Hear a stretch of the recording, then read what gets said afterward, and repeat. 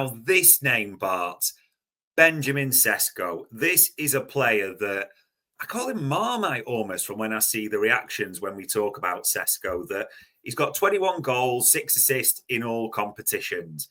When we looked at him last time, massively raw. We talked about his physical attributes, but we had big concerns about what we were seeing when, delving deeper. And even when we ran him in a game, it was interesting. But recency bias plays a part possibly because he scores a wonder goal, doesn't he, against Bayern at the weekend? And everyone's like, well, that's the guy, that's that. And then funnily enough, all the stories start in Germany. Now, the big thing about this is it says on the screen there, Cesco and the fee.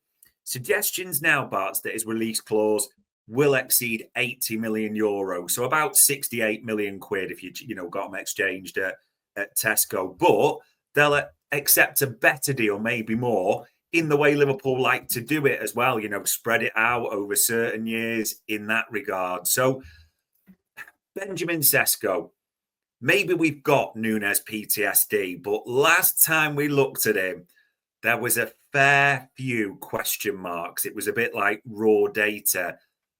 Has he moved the needle with how this season has gone? What do you reckon? I mean, I've got the full report here as well, so I've not even, Ariel's brilliant, 97 percentile, right? That's fantastic. So when he comes back, he helps out.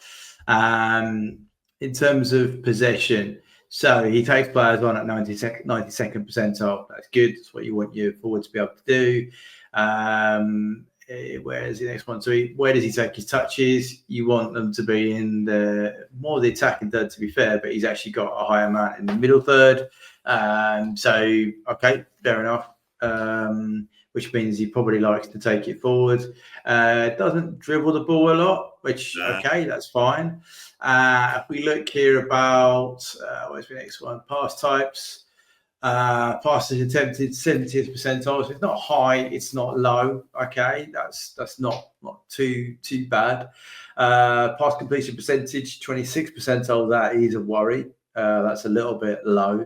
It's more of a short game. Medium, low percentiles, and long isn't really an option for him either. Assist is in 64th percentile. So when he does pass it, goes into assist 2 in every 3, which isn't too bad. Shots on target 86th percentile, so that's 47.1% of his shots are on target. Goals to shot ratio at 75. Now that is good. That's really good stuff to be seeing. In terms of goals, 79th. Shots total, so that's 2.5. So that's it's not quite in the top echelons, but it's bobbling around there. It's not too bad. Goals for XG, he's 93rd, so he adds XG. And what we can hear in terms of carries, he does like to carry the ball more than pass it. Okay, so we notice that he picks up in middle third and drives into the penalty box. I think there are things to. There are things I can see why they would like him. I still think he's a bit raw, but he does do. He has improved a bit since we last looked at him, for sure. He is a carrier. He does pass the ball, but he is a carrier. If you compare him to the guy who he's probably going to replace in the squad, Darwin Núñez, Darwin actually does outperform him on a lot of metrics, which is always a bit of a worry for me, to be fair. Cesco's aerials are higher, his take-ons are higher, his touches are higher, and his non-penalty goals are higher, and his passes attempted are higher. But everything else, Núñez is better than him. So and that's not to say that's good, because Núñez has had a good season. But if you maybe compared him to another lad that we are definitely looking at, which is Alvarez. So how does he compare there? Now, surprisingly for you all, he actually outperforms Alvarez on passes. Alvarez actually outperforms him on a lot of the metrics. But again, the same ones are very similar. He does win more aerials than Alvarez. He clears the ball better than Alvarez. He has more assists than Alvarez. But then Alvarez does dominate him on other elements. So, I think he's... For £80 million, 80 million, is it 80 million? 80 million euros, sorry. Yeah. That's still a bit high. When for me, looking at the stats, apart from his age, which is 21, it doesn't look to be that much of an upgrade on Nunes. Right. That's the only thing. Physically, though, looking at where he is, these are his stats in the Bundesliga. So top speed of 35, so he is rapid. Nunes is rapid as well.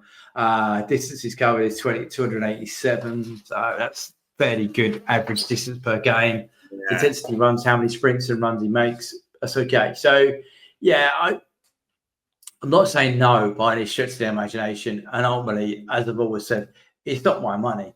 But he is quick. He does seem to have the physicality to keep going and sprinting and doing distance.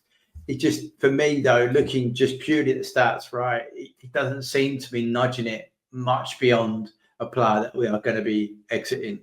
So, yeah, that'd be my only concern. And that's where the video guys come in and they do a lot more analysis to go, okay, well, is his finishing right? And to be fair to you, is shot accuracy, which we said was high. Yeah. That is a pleasant surprise, because that certainly isn't what Nunes is looking at. So maybe if he's a better finisher, then that's a good starting place to go for. But otherwise, it doesn't really move the dial that much. Whereas for another 40 million, you would get a player that would substantially move the dial, which is Alvarez. So that would be the only caveat I would make to Cesco. Would people not challenge back on this in terms of just being factual, as you said? Yeah. And with the stats, shots on target, 86th percentile, speed, rapid. Anyone you can see, you can see all the Bundesliga stats there. Also in all competitions, 21 goals at 21 years old as well. Champions League goals, Champions League experience already. Powerful in the air at the same time. It can help with both boxes. Even with that being said, and, just being factual, a trend upwards, like a Norris. Yeah. 100%. Then you have to bring all these factual 5 elements into the mix. Does that still not move the needle enough for you? No. All those elements are absolutely true. And in terms of, it's just, I would expect a more needle move for that amount of money. I'd expect a bit more speed now, if you like. If you said it was 60 million or something, I'm like, all right, fair enough, I see that, because he's profiling, it's edging out, as you said, it's all improving, it's all in the right areas. I don't think it'd be a bad signing. It's just maybe I'm too old school. For me, spending that kind of money, I want someone to come in and be like, bang, straight away. And maybe this would be the platform, playing for a better side in a better league with a better system. He might do that. But you've got to remember the buddy tax as well. Things get knocked down by a certain percentage for moving between leagues. We've seen that with a lot of recent signings as well, coming from Germany to the UK.